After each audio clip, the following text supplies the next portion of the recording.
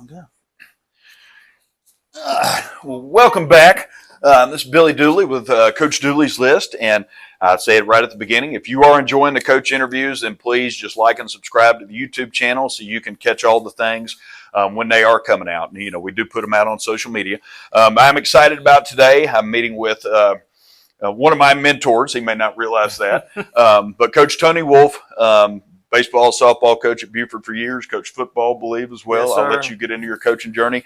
But always a great mentor to whoever calls him, you know, especially in the softball world. I've reached out many times, and even when I became an AD, asked him several questions, and I'm really excited to talk to you today. So, Coach Wolfe, thank you for having us. Yes, sir.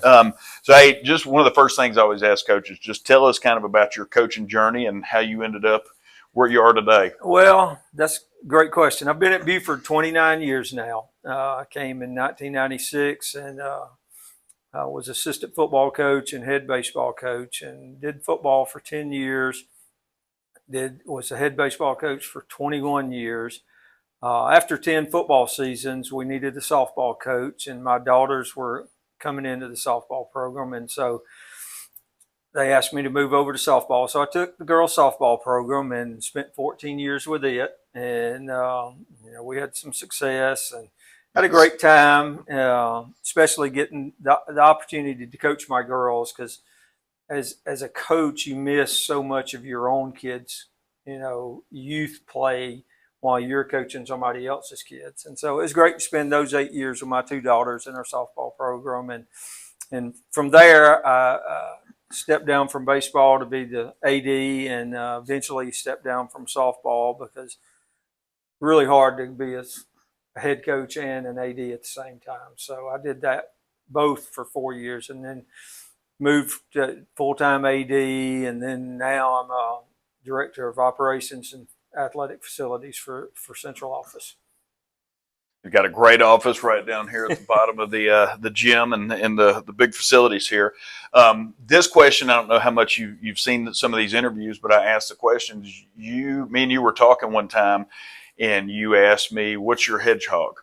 And that always stuck with me. And you kind of explained what that was. You talked about in your interviews that you did that. So every interview that I've done with a coach, I've asked them, what do you want your programs to be known for? So when you were coaching, what was your hedgehog?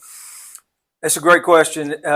Dexter Wood, our head football coach back in the early 2000s, late 90s and early 2000s, really brought that concept to life with our football program. And so all of us assistant coaches kind of adopted that thought. And so the hedgehog was for us what we can do better than everybody else. And, in some years you may have a great pitcher or a great running back or whatever, but what is one thing you can somewhat control and you can do better? For me, especially with our softball program, the hedgehog was always, we're going to be better defensively than everybody else. I can't control the level of pitching talent we have, but we can play defense behind whatever pitching. And so we wanted to be better defensively than everybody else. And along with that, for me, my goal was to take the most well-rounded team to Columbus every year. Some years we would be, we'd have great power, in our offensive lineup. And some years we wouldn't have very much power. Some years we would have one of the top pitchers in the state. Some years we'd have good pitching, but not phenomenal pitching. And so can we be the most well-rounded team that can win a 2-1 game because of the way we execute small ball and the way we play defense, the way we run the bases? Can we sit and hit with somebody, when we have to? And so that was kind of our goal, was to be, well-rounded and able to play any level, any style of game, and to always, play defense above all else. I love it. And, in talking about your teams, sometimes you had a great pitcher. You've had a lot of great players, both in softball. We were talking about some we watched on TV. So in all your years in coaching, I know it's hard to sink it down to just, one or two, but I will tell you, I'll listen to all your stories. What is one of your favorite coaching stories you've had over the years?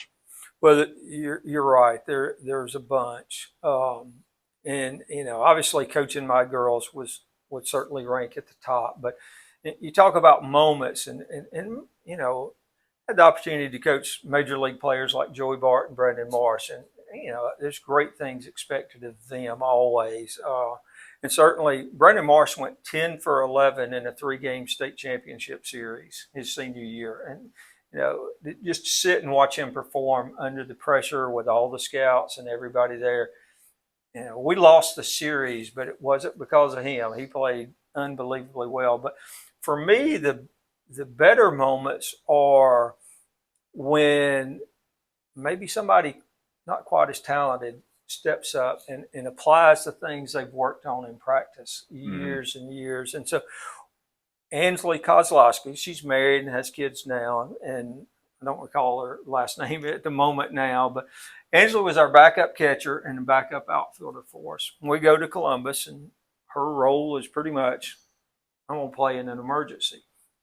Well, we had an emergency, and she's playing center field in the 8th inning of a tie game with Union County, and it's like 1-1 in the 8th, and fly ball to center field, runner on third, and she plays the ball exactly right, stays behind the ball, catches it moving forward, throws a perfect one-hop throw to the plate, tag the girl out. We go to the bottom of the inning.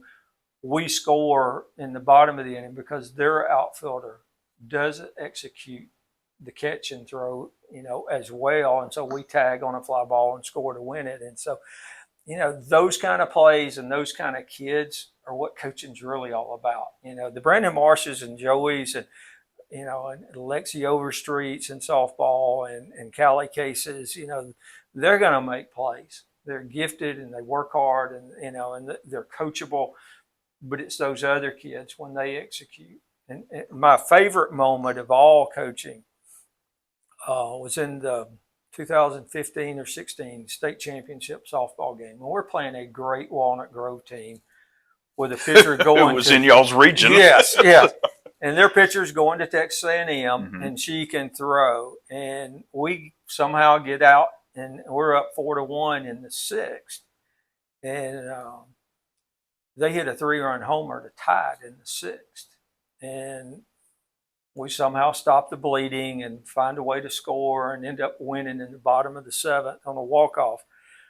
And after the game, you're visiting with the other coaches and whatnot. And one of their assistant coaches walks over, and this is the greatest compliment to me of all. He goes, "Coach, we hit that home run to tie the game. And I looked at your third baseman, and she's blowing bubbles and telling the pitcher, 'Hey, next pitch, let's go, next pitch.'" And he said, and I started looking around the field. The body language and the facial expressions never changed with any of your kids. Even though we just tied the game, had all the momentum, the big dramatic home run, every one of your kids 100% believed they were going to win. And they were completely unfazed by what we just did. And to me, that was, the greatest compliment, because we spent so much time talking about, poise and class and being able to function in hard times and high pressure leverage situations. And to hear another coach say he saw that in our kids, it was like best thing ever from me, because our kids pretty much were unfazed. They just felt like they were going to win no matter what. And you definitely can see those things on the field. Yeah, I was fortunate to have some good teams and who kind of acted that way. Now, it wasn't for 10 years, like yours went through, but you always knew, and you could, especially with girls, I mean, you can look out there and tell we're going to be okay, or time, I got to go get everybody in the circle and get together. So no, that's awesome. And I know I'll definitely have to come back. We could do one just of stories. Oh, yes. But one thing too, I like to share, especially with the newer coaches out there. What's one piece of advice you could give to somebody who wants to become a head coach? Well, the first thing is learn everything you can. I had the great fortune of being an assistant coach for Dexter Wood and coaching with and then later for Jess Simpson. And two giants in the coaching world. And I thought I knew a lot about coaching when I came to Buford. I quickly learned there was so much more to learn. And so for me as an AD, I'm always asking our coaches, who's your Mount Rushmore of mentors? I like that. Who is pouring into you? Who can tell you the completely honest truth and you take it the right way? Yeah. Who are you valuing and trusting their opinion of what they're seeing and what their processes are? And so for me, I tell our coaches all the time, the number one hiring point for me when I interview coaches is, do you have a teachable spirit? Or do you think you know it all? And I'm looking for coaches who want to learn, Right. and who are in a mode to improve and get better. And we ask our kids, like everybody, we expect them to get better every day. But coaching is one of the least coached things that there is. Coaches do not, have opportunities or look for opportunities to learn. Right. And so find mentors that can pour into you and that can, and help you along the way. And, to me, that's the number one. And the second part, for when you're an assistant coach hoping to be a head coach one day, be willing to do anything and everything. The road to the head coaching position is hard, and it should be. Mm-hmm. There's things you have to learn, and until you know how everything in the program operates, you're not completely prepared to be the head coach. And so, if you have to take out the trash and drag the field or paint the football field, or you're in charge of equipment or headsets, whatever it is, be willing to learn that and be willing to, to try to be really good at it. And for me as an assistant coach in football, my goal was to always exceed the expectations of my head coach. Right. And it didn't matter whether it was I was doing stats or I was painting the practice field, because back then we didn't have synthetic turf, and we had to paint it. And I didn't want him to ever come up to me and say, you might want to get that practice field painted where, I can't see the lines. I wanted to do it exceedingly well. Mm-hmm. And so for me, what are you learning? Who are you learning from? What practical experiences are you gaining?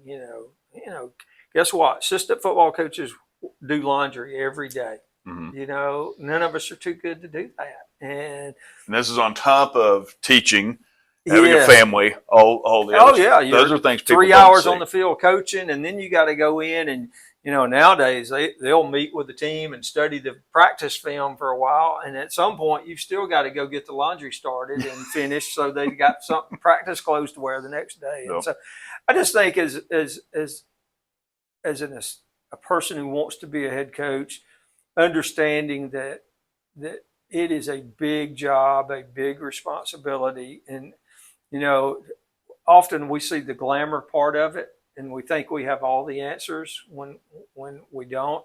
And I'll tell you also, enjoy where your feet are planted. There are things about being an assistant coach that I loved a lot more than being the head coach. Because at some point I do get to go home, and that head coach has still got phone calls to make or to take, and he's got transportation issues and officials and, and all the things, budgets and, all those kind of things go on. When you're an assistant coach, it's the truest form of coaching. It's where you get to build relationships with kids in your position group or with your team. And you do get to leave it at some point. Right. And go home and be with your family. As a head coach, relationships aren't quite the same. And, it's like never ending, the demands on your time and the demands, mentally that it takes to fulfill all those positions. Oh, yeah, no, and I love what you're saying that, I always found, with my different head coaching roles, my transition from assistant to head coach was a little bit more seamless because I had those relationships that you have the assistant coach relationships. Yes. Sometimes people are more open to talk to you about things. And so that helped. Whereas when you go to a new school, you're starting from scratch and you're expecting everybody to learn what, people already knew about you as an assistant. But I also love what you said. One of my favorite quotes is, you are the average of the 5 people you hang out most with. Yes. And I think that's so important. You're talking about mentors and not just one. I mean, you need, Oh, absolutely. find people with the strengths of the things that you're trying to learn. Mm-hmm.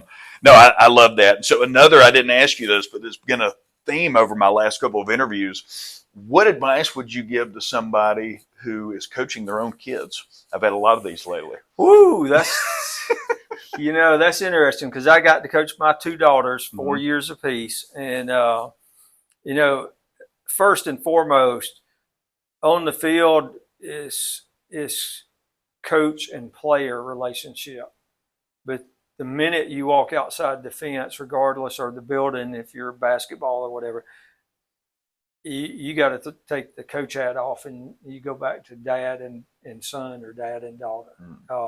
And I think that's the first and foremost. Me and my girls had 8 great years total, but we left ball at the ball field. We never brought it home. Right. If they wanted to talk, we did. But, I was not going to coach them at home. There's a time and a place for that. And so that's the first thing. The second piece, and I was very fortunate, I had a great coaching staff. And so with Coach Adams and Coach Laws on my softball staff, they pretty much coached my girls. And I was the head coach over everybody, but that more direct relationship and interaction I put on them. And even to the point where I'm like, okay, you two come and tell me when you think my daughter's ready to play. Yep. And we'll work it that way. But then a lot of times I'd go talk to Coach Adams about what my oldest daughter, who is an infielder, he coached our infield. I'm like, okay, you need to go talk to her about this versus me going, because with me, dad's never happy or pleased with me, But Coach Adams could have that same conversation, right. And she takes it completely differently. Sorry. Oh, you're good. This happened the other day. The camera's good. We'll still move her. There you go. And so, don't overcoach your kid. And certainly keep it limited to when you should be the coach and then when you should be the dad or the mom, if for the female coaches out there listening. It's funny you say that about kind of letting them coach them, because I worked with a coach one time, and when his kid came up to be a freshman, he told me, he goes, "You're in charge of him." And exactly. I said, okay. And I said, well, I had to clarify what he meant by that. And he goes, "I'm not coaching him." I said, okay. And that was really cool too, to get to know his kid on that regard too. And like you said, kind of reporting back, just saying, hey, here's how things went.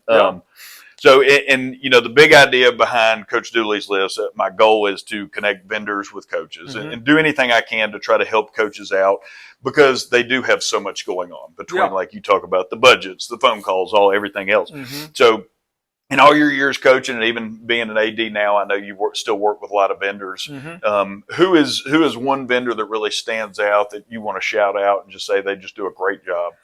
For the most part of my career, we had a great relationship with BSN, and several different salesmen over that time period, but they were always great to us. Right. And and tied into that, obviously we used to be an Under Armour school, and then later a Nike school, and both of those programs were great to us. But our school has recently changed, but I'm not, with operations and facilities, I'm not, nearly as tied to that or close to it.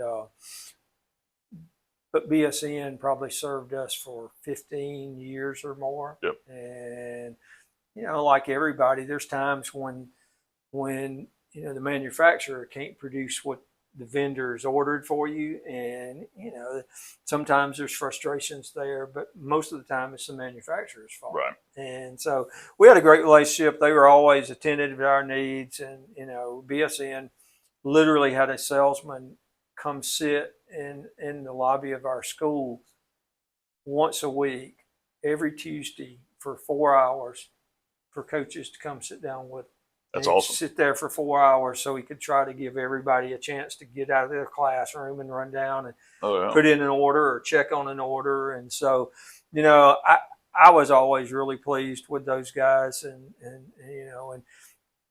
part of that is we were at one time an Under Armour school and then a Nike school, and a little bit of the actual vendor is dictated by those manufacturers. So Right.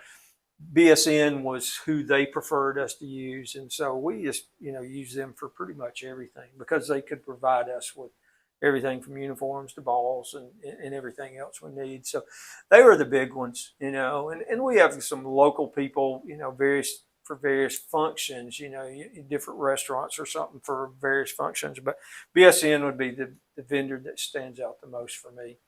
Well, that's awesome too. I've never heard them saying, "Hey," because I know they have reps that go to schools and stuff. Yeah. The fact that they make themselves accessible, because, and you know this too as a coach, and I say this all the time on here, coaches got like a 5-minute window. Yes. It might be during a whole week. Yes. And if you want to get there or get in touch, and they may have every intention of getting in touch with the guy, and in practice, somebody calls, they've got a question, all the other stuff, and then it's 10 o'clock at night, and the rep is not working anymore. Oh, exactly. So you gotta be where they are. You do, and that we were fortunate, and I'm sure they weren't providing that for every school they were servicing, but at that time we were like the largest high school account in the state of Georgia, right, for BSN, and only second to Georgia State as far as any account they had. Yeah.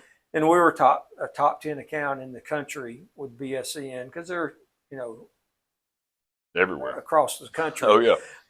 We were top 10 for high schools, and so I'm sure we got a little bit more favored treatment. I think Nike also drove that too because we was a Nike school, and for that's pretty competitive between the Reeboks and Adidas and Nike and Under Armour, and so. But it was a great service, and certainly appreciated it. And our current AD, Coach Bugles, found a deal he liked better, and so they have a different company they're dealing with now out of Florida, actually. And one of our former students is their salesman for the state of Georgia. In fact, there's 2 of them, and so. That part's worked out well for them, and but we're still a Nike school, and and have enjoyed our relationship with Nike a lot. They've provided us with so many great benefits as a Nike school that it's hard to turn down the free stuff and the discounted stuff, and as an AD for me, I'm trying to get our football program. Obviously, is one of the top programs in the country, and they get opportunities in that world that most others don't get. Right.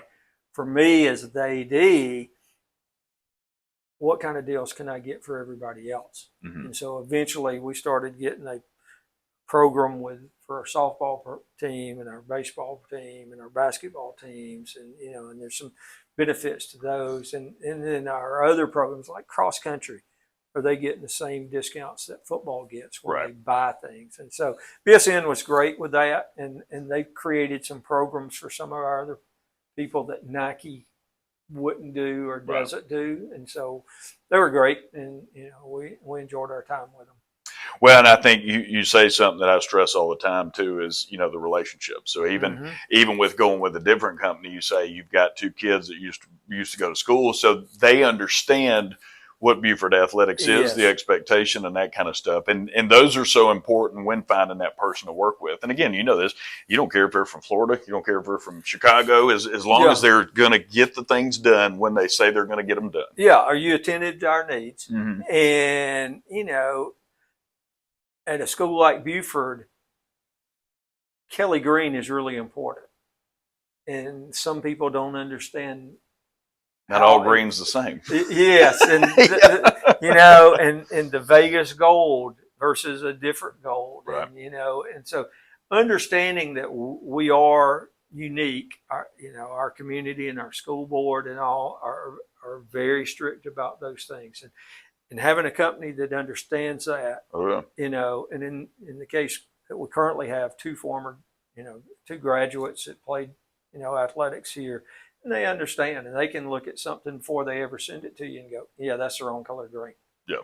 Or that's the wrong color gold. We've got to fix this, and so, that's helped us a bunch. And for years I was envious of the North Gwinnett's or the Gainesvilles who, red, white, and black. Well, that's stock. They can order anything at any time. Kelly green is not stock in anything hardly, and so we're special ordering, everything just about. And so, Nike has been great to us in providing, just the basics of sweatshirts or t-shirts and Right. things and the colors we like. And, as a baseball, softball guy, I've always known Mizuno to be a great company in those worlds. But conversations with them, they're like, yeah, we don't do Kelly Green. And I'm like, yeah, you'll never be a part of Buford softball. I hate to say it, but I can't go to my superintendent and say, we're not wearing Kelly Green jerseys. Right. That ain't happening. And so, it's always good to have vendors who truly understand what's unique about your school, whether it's a logo or it's the color. Some schools have really adopted the black into their uniforms. Everybody does. It looks good. Yeah, except Buford. Yeah. Our school board does not allow black at all. And so, we can't even have it as a trim color. Well, this too. The big thing now is with all social media and everything is branding, and yes. Branding is not just like a business. It's branding. I mean, that's a big thing with schools now is branding. And yep. You build a brand like this. I mean, you want to honor it. Oh, absolutely. I totally get that. So, yeah. Well, listen, Coach, I appreciate you. Yes, sir. I think all the times that we've talked and that kind of stuff, I'm thankful for you, and I know a lot of coaches are. And thanks for having us today. Yes, sir. I appreciate it. Had a pleasure. Thank you. Yes, sir.